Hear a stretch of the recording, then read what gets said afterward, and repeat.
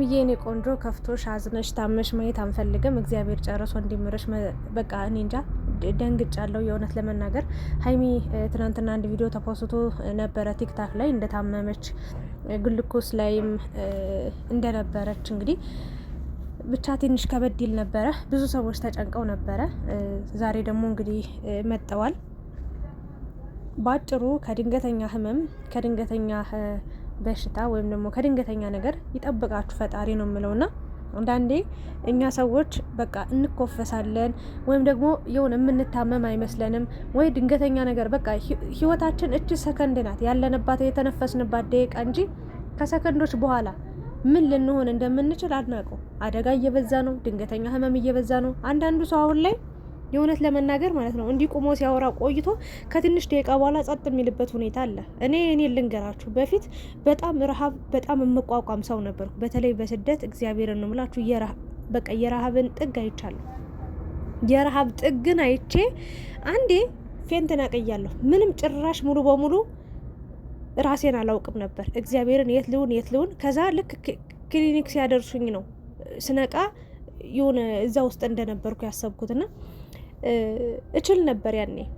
እናቴ ትሙት ነው የምላችሁ 24 ሰዓት በሉት በቃ ሳልበላ ነገ ኢዳቸው ሆኖ እንደ በቃ አይተኙም ታውቃላችሁ። ያኔ እንደዛ ሁኜ ያ ሁሉ ሰዓት ጾም በሉት ሳልበላ ስራ ስል ወዲያውኑ ጣለኝ ማለት ነውና እቋቋም ነበረ። አሁን ላይ እዚህ ከመጣው በኋላ ግን እንደው እግዚአብሔርን ነው የምላችሁ። ለምሳሌ አሁን ምሳ ሰዓት በፊትም ጾም እያለ እስከ 9 ሰዓት ምናምን ጾም ነበር። ከዛ አሁን ላይ ግን እንደው ከምሳ ሰዓት የምበላባት ሰዓት አንድ ሰዓት እንኳን 30 ደቂቃ ካለፈ በጣም አስቸጋሪና ከባድ ነገር ነው ማሳልፈው። እግዚአብሔርን ይጥለኛል 30 ደቂቃ ካረፈድኩ ነው የምላችሁ። 30 ደቂቃ ሳልበላ ከቆየው በስራ ምክንያት ምናምን ከዘገየው ይጥለኛል። እና ምን ልላችሁ ፈልጌ ነው ሀይሚ ራሽን መጠበቅ አለብሽ ብዬ አስባለሁ። ለራስሽ ጊዜ ስጪ። እኔ እግዚአብሔርን ሀይሚና ብሩክ ምንም ለራሳቸው ሁላ ጊዜ የሚሰጡ አይመስለኝም ምንም ነገር። ለምን ሶሻል ሚዲያ በጣም ነው የሚያጨናንቀው። እኔ አውቃለሁ የሶሻል ሚዲያን ህይወት ማለት ነው። ጓደኞቻውን ቀረጻ ዩቲዩበር ናቸው፣ ቀረጻ ይውላሉ። ከነሱ ጋር አንዳንድ ቀን ስውል ማለት ነው ሙሉ ቀን ነው በቃ አንድ ቪዲዮ ለመቀረጽ ሙሉ ቀን ነው የሚውሉት እና ጊዜ የላቸውም። ሀሳብ ማመንጨት አለ፣ መቀረጽ አለ፣ ወደዛ ወደዚህ መሄድ አለ፣ ከሰዎች ጋር ተነጋግረ በቃ ጊዜ አይኖራችሁም። እና ከምንም ነገር በላይ እነሱ አሁን እረፍት የላቸውም። አንድ ቀን በሀይሜ ቻናል ይለቀቃል፣ ሌላ ቀን በብሩክ ቻናል ይለቀቃል። ግን ከህይወት በላይ ምንም ነገር የለም፣ ከጤና በላይ ምንም ነገር የለም። እና አእምሯችሁ ምርፍ ሲል ነው የእውነት ለመናገር ጥሩ ጊዜ ስታሳልፉ ለአእምሯችሁም የሆነ ከካሜራ ርቃችሁ ራሱ ጥሩ ጊዜ ማሳለፍ አለባችሁ ብዬ እንደ ሀሳብ እመክራለሁ። እኔ እግዚአብሔርን ነው የምላችሁ። ለምን መሰላችሁ? ጭንቀት ሀሳብ ማምጣት በራሱ ጭንቀት ነው። ምን ልስራ ብሎ ዩቲዩብ ላይ ማሰብ ደግሞ እንደዚህ ተንሰፍስፎ ለሚጠብቀው ኦዲየንስ የሆነ ሀሳብ ይዞ መምጣት ቀላል እንዳይመስላችሁ። እኔ 3 ቪዲዮ ከባሌ ጋር ፖስት አድርጌ ነበረና ልቀጣጥል ፈልጌ ነበር። ያው እንደ ሌሎቹ ድራማ እየሰራው ምናምን ሳይሆን ትክክለኛ እንደ ሀይሚ እንደ ብሩክ ያለው ህይወቴን በትክክለኛ መንገድ ጥሩ ፍቅርን ማስተማር ፈልጌ ጀምሬው ነበር። 3 ቀን ፖስተንና ጊዜ አልበቃለ። እሱም ስራ ነው የሚለው እኔም ትምህርት ነው የምውለው። ትንሽ ከባድ ሆነና ጋፕ አረኩትኝ። ያው በቅርቡ መምጣቴ አይቀርም በራሴ አይዲያዎች በራሴ ቪዲዮዎችና ምን ይዤላቸው ልምጣ። ባለፈው እኮ እንደዚህ ኮሜንት ጽፈውልኛል ብዬ እስከ መጨነቅ ደርሻለሁ።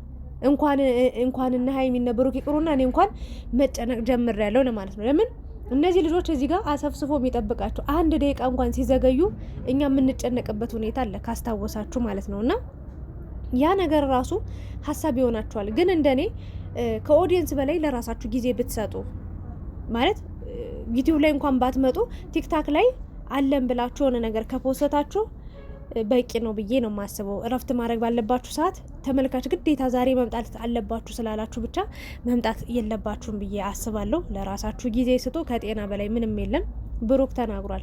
አሁን አብሯችሁ ሲበላ ሲጠጣ ቆይቶ አሁን ስልክ ሲያወራችሁ ቆይቶ ወዲያውኑ የሆነ ነገር ያጋጥመዋል እና የሰው ልጅ ማለት ይሄ ነው ብሏል እና እውነቱን ነው እግዚአብሔርን ነው የምላችሁ። እና ሀይሚ እንደዚህ ሆነች ሲባል እኔ ማለት ደነገጥኩ። ውሸት ነው አንዳንድ አቀናብረው የፖስቱ ይል እንደዛ ነው የመሰለኝ። የት አባቴ ሄጄ ልፈልግ? ዩቲዩብ ላይ ገባው ምንም ነገር የለም። ኢንስታግራም ላይ ገባው የሆነ አዲስ ነገር ካለም ያመጣሉ ብዬ ነበረ፣ ምንም የለም። ዩቲዩብ ላይም ገባው የለም፣ ኢንስታግራም ላይም ገባው። ከዛ ቲክታክ ላይ ስገባ ይህንን ቪዲዮ አየሁኝና ደነገጥኩኝ እውነት ለመናገር። እና ዛሬ ደግሞ ዩቲዩብ ላይ መጣለች አሟት ራሱ ንቅት ብላ ነው ተመልካችን እያወራች የምትገኘው። ብሩክ በጣም ተጨንቋል። ሀይሚዬ የምትበይውን ምግብ ምረጪ። ከዚህ በፊትም ያው ዶክተር ነግሮሻል፣ ያው መድኃኒት ላለመውሰድ ብለሽ ነው። እኔ ሕክምና የሚባል እጠላለሁ። በነገራችን ላይ ሐኪም ቤት መሄድ በእውነት አልወድም። በእውነት ነው የምላችሁ። ለምን የሆነ ወይ መድኃኒት ነው የሚሰጡኝ ወይ መርፌ ነው የሚሰጡኝ። ያን ነገር ደግሞ እኔ አልፈልገውም። ሲጀመር ክኒን መዋጥም አልወድም። እና የከፋ በሽታ ማጋጥሞኝ እንደዚህ የክኒን የወሰድኩበትን ጊዜ አላስታውስም። መርፌ የሆነ ጊዜ ስደት ላይ እያለሁ ነው ቂጤ ላይ ወግተው እግሬን እንደዚህ በቃ እንትን እያልኩ ነበር፣ ሸፋፍ እያረኩ ነበር ሲሄድ የነበረው። እና መርፌ የሚባል ነገር በህይወቴ እጠላለሁ። ግን ደግሞ ቀርቦ ዶክተሮችን ማናገር ማማከር ደግሞ በጣም ጥሩ ነገር ነው። አንዳንዴ ወጣ ያለ ስሜት ሲሰማን፣ ለምሳሌ ተሰምቶን የማያውቀው አይነት ስሜት ድካም ሊሆን ይችላል፣ ሌላ ነገር ተሰምቶን ዝም ብለን ማለፍ የለብንም። በተለይ ሀይሚ ከቻልሽ የእውነት ይሄ የቅንጦት ህይወት ምናምን ሳይሆን ከቻልሽ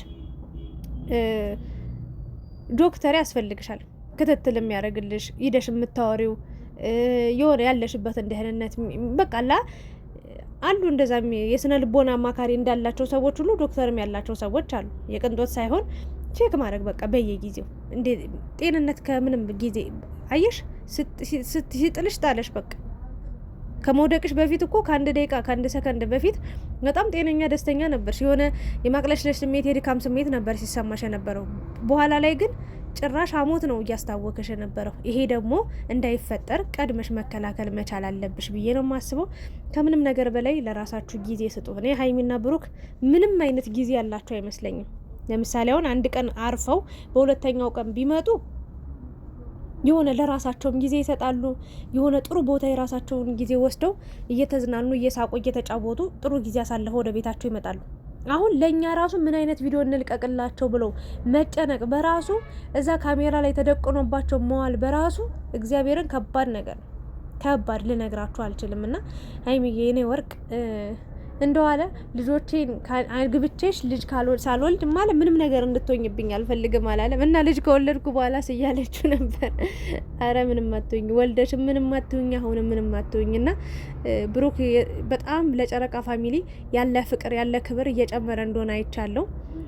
እናንተ ስትወዱን እናንተ ስታከብሩን እኛም እናንተ ባከበራችሁን ልክ እንደውም ከዛ በላይ ነው የምንወዳችሁ የምናከብራችሁና ይገባችኋል። እንደ ሌላው ብልግና ጭምልቅና አትሰሩም።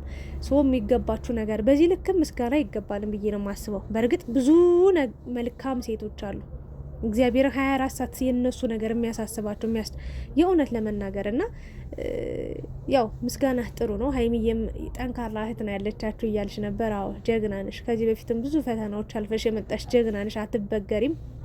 እንኮራብሻለን፣ እንተማመንብሻለን። ለማንኛውም ታመሽ እንኳን አይደለም እንደው ስትስቂ ራሱ እንባሽ እንዲወርድ አንፈልግም። እየሳቅሽ ራሱ አንዳንዴ እየሳቃችሁ እንባችሁ ይመጣል። እንደዛ ራሱ አንፈልግም።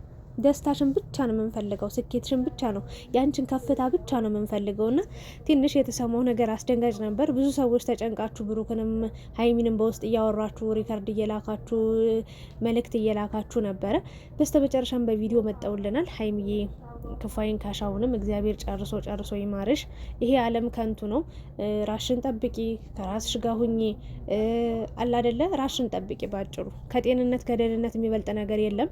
መጥፎ ስሜት ሲሰማሽ ወይ ደግሞ እንግዳ ስሜት ለምሳሌ እስከዛሬ ተሰምቶሽ የማያውቀው ስሜት ሲኖር ቶሎ ብሎ ዶክተር ጋር መሄድ ጥሩና የተስተካከለ በጊዜው የሆነ ህመም እንኳን ቢኖርብሽ እንትኑ ይታወቃል ብዬ ነው የማስበው። እና ሀይሚዬን እግዚአብሔር ይማርሽ የኔ ወርቅ የኔ ጀግና እያላችሁ ኮሜንት ላይ ጻፉላት። ነገ ደስ በሚል ሁኔታ እንደምትመጣ እንደሚመጡ ተስፋ እናደርጋለን። እግዚአብሔር ጨርሶ ይማርሽ የኔ ወርቅ። ደህና ነሽ? አሁን ተሽሎሻል? እየሳቅሽ ነው። ፈገግ ብለሽ ስላየሁሽም ደስ ብሎኛል። እግዚአብሔር የእውነት እግዚአብሔርን ነው የምላችሁና ቲክታክ ላይ እንደዛ ዝልፍልፍ ብለው ድቅ ብላ ሳያተስ ደነገጥኩኝ። እና ሁሉም ነገር ለበጎ ነው። ብዙዎቻችሁ ቪዲዮውን ለቃችሁት ነበረ፣ ግን ደግሞ እኔ ራሱ መልቀቅ ራሱ ፈርቼ ነበር። ማለት የሆነ አሳዘነች በጣም እና ፎቶ ብቻ ነበር እግዚአብሔር ይማርሽ ቅመማ ብዬ የፖስተትኩት የነበረው። ለማንኛውም እግዚአብሔር መልካም ነው። እንኳን አሻለሽ፣ እንኳን ደህና ሆነሽ። አትመመኝ አይባልም። ዋናው ምህረቱን ነው፣ ዋናው ደህንነቱን ነው። ደህና ሆነሽ ስለመጣሽልን ደስ ብሎኛል። መልካም ባላለሽ እውነት ለመናገር አንቺም እያመሰገንሽ ነው፣ ይገባዋል። ብሩክም ጀግና ወንድ ነህ፣ ጀግና ባል ነህ። አለውልሽ ብለህ እንደ አራስ ነው የተንከባከብካት። የእውነት ከምንም ነገር በላይ ጊዜን ሰጠህ። እንደዚህ ሆነች ስትባል ደንግጠህ ለእሷ የሚገባትን ነገር እያረክ ነው። እንዲህ ነው መተሳሰብ፣ እንዲህ ነው ህይወት፣ እንዲህ ነው ትዳር። እግዚአብሔርን ሌላ ምንም ማለት አይደለም። አንተ ለእሷ፣ እሷ ለአንተ ስትተሳሰቡ ነው ህይወትም የሚያምረው እና እግዚአብሔር ጨርሶ ይማርሽ በሏት። አመሰግናለሁ። ላይክ፣ ሼር፣ ሰብስክራይብ አድርጉ። ፈጣሪ ከድንገተኛ ነገር ይጠብቀን እላለሁ ሁላችንም።